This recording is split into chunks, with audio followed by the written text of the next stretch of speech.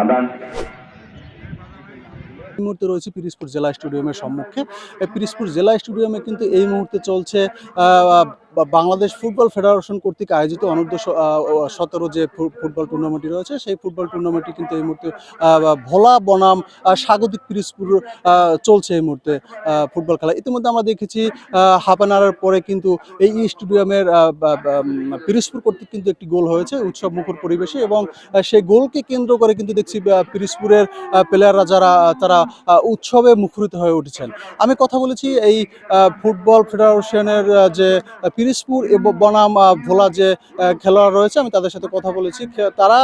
তাদের সাথে কথা বলে জানতে পেরেছি, তারা জানিয়েছেন এই খেলার মাধ্যমে হচ্ছে তাদের জাতীয় ফুটবল ফেডারেশনের মাধ্যমে যে বাছাই পর্বটি থাকে, সেই বাছাই পর্বটির কিন্তু তারা এখান থেকে ওখানে চান্স পাওয়ার উদ্দেশ্যে কিন্তু তারা এই ধরনের টুর্নামেন্ট খেলে থাকেন। এবং তারা একই সাথে আরেকটি দাবি জানিয়েছেন, যেমন এই ধরনের টুর্নামেন্ট যদি বছরে অন্তত 4-5টা যদি টুর্নামেন্ট এই বাংলাদেশ ফুটবল ফেডারেশন আয়োজন করে, সেক্ষেত্রে তাদের জন্য ফুটবল খেলাগুলো অন্তত সহজ হয়ে যায়।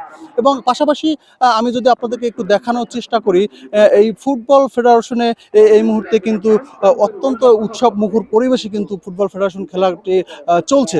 এবং সকালবেলা আমরা দেখতে পেয়েছি ফুটবল খেলা শুরু হওয়ার ঠিক আগ মুহূর্তে কিন্তু পিরিজপুর জেলা প্রশাসক সার্বিক যিনি দায়িত্বে যিনি রয়েছেন, তার কর্তৃক তিনি কিন্তু এই ফুটবল খেলাটি উদ্বোধন করে দিয়েছেন।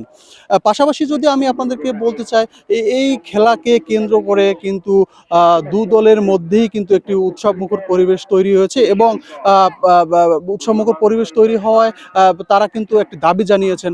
তাদের মধ্যে কিন্তু একটু উৎফুল্ল পরিবেশ তৈরি হয়েছে। একই সাথে তারা দুদলই কিন্তু বলছেন যে তারা জয়ের উৎসব নিয়ে কিন্তু এই মাঠ ত্যাগ করতে চাচ্ছেন এই মুহূর্তে।